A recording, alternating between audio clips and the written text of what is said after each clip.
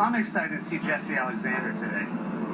He has captured more iconic images of the era from the 50s to the 60s than any other photographer. He captures the romance, the time and place, the cars, so beautifully, so romantically. So it'd be nice to be able to have a moment to talk to him.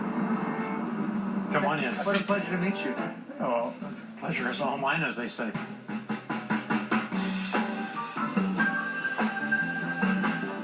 Jesse Alexander was witness to racing's golden age. Now 84, he remembers many of his iconic shots as if they'd just been taken. How did that shot come about? That's Jimmy, 1962. I somehow got myself up on the podium, and I got up there and right up next to him. It's amazing. Thanks. His eyes, everything, the composition, the dirt. It is iconic. I mean, I have that in my Airstream at work, and I look up at it Yeah. all the time. It's very moving. Very moving.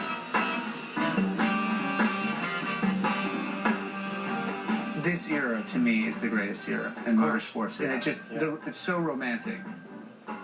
I think also extremely dangerous, too. And I mean, that had to have been another aspect of this. It's like, you have images of people, and then you lose them.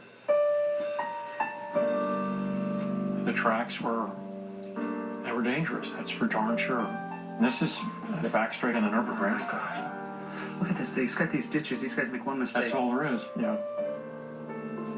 Yeah, you have to be very brave. You have to be very brave as a race driver. That's Monte Carlo? Monte Carlo, 1962. Yeah. I mean, look how exposed everybody is. Yeah. These guys are amazing. And I guess you have to think about what's going to happen to the other guy.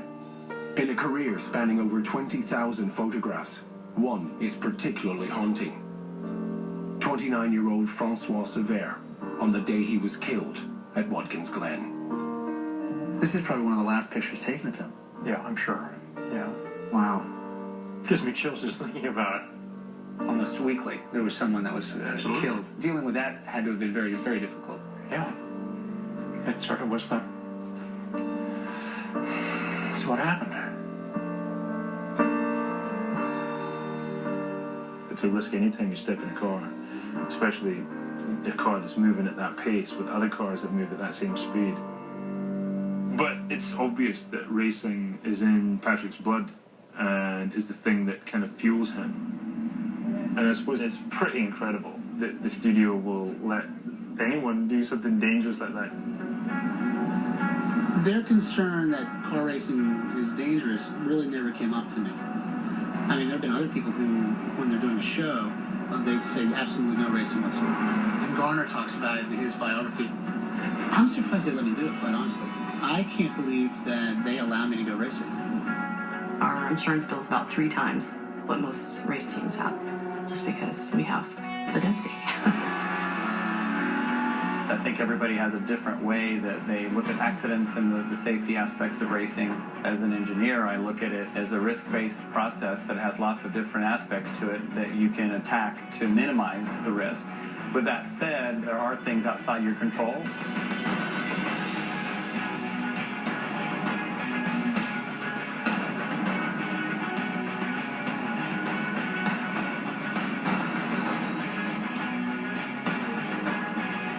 It's literally, it's life and death, because you can seriously hurt yourself in this sport, you know.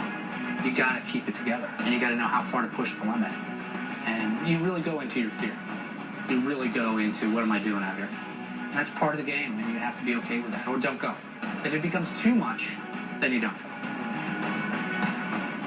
I don't understand why everybody thinks that the sport is that dangerous. I think it's a lot dicier walking down the streets of New York than it is on the racetrack. I'd have to make a pretty bad mistake to get hurt. Paul Newman's belief that it won't happen to me seems to be a universal trait amongst drivers. But at Road Atlanta in the 80s, the unthinkable very nearly happened. There's a fantastic clip where he was having a great race for the lead in his Datsun, and he got poked out in turn 7.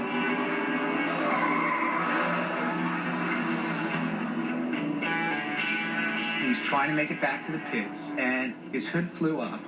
And he's coming down the hill, and then all of a sudden, this complete carnage happens behind him. I don't even think he was aware of it.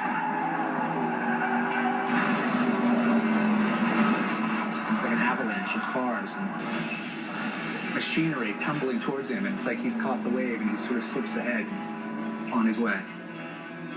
These things happen, you know. I mean, you know, racing has a lot of random aspects to it. But random aspects on the track are often connected with what's going on behind the scenes. For 6 years, the team has been partnered with Mazda, who supplied cars, money, and technical support.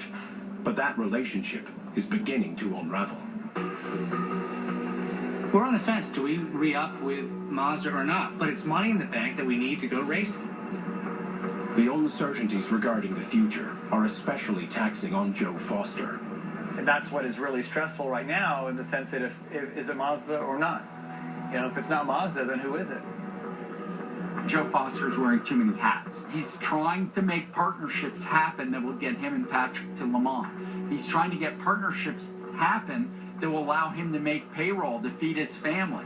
And he feels like a caretaker for so many different people. He feels like all these employees, all these crew members depend on him doing a great job. So imagine taking that and climbing into a race car and trying to turn that off and make a fast lap when making a mistake can be catastrophic to him and the family and everybody else. Joe's just pushing himself too hard, and we're all really worried about it. A week before their next P2 race, with Patrick's schedule keeping him home, Joe was driving the team's GT Mazda at Watkins Glen. We are back here at Watkins Glen live with Joe Foster. Whoa. Something broke. There was a collision between Joe Foster from Dempsey Racing and Darren Law, and it was a pretty hard hit for Joe. I was home watching that. My first reaction when I saw it, I was like, where is the safety crew? You could see he was out cold. And that's what was shocking to me. He's knocked out, is he? Oh, really? I remember clear as day just hitting something and couldn't breathe, but then I could breathe again, and then I flexed everything and it worked, and so I just got out of the car and walked away. It wasn't until I got back and looked at the GoPro footage that I realized I was actually fast asleep in the car for about 4 minutes, and it destroyed that car completely.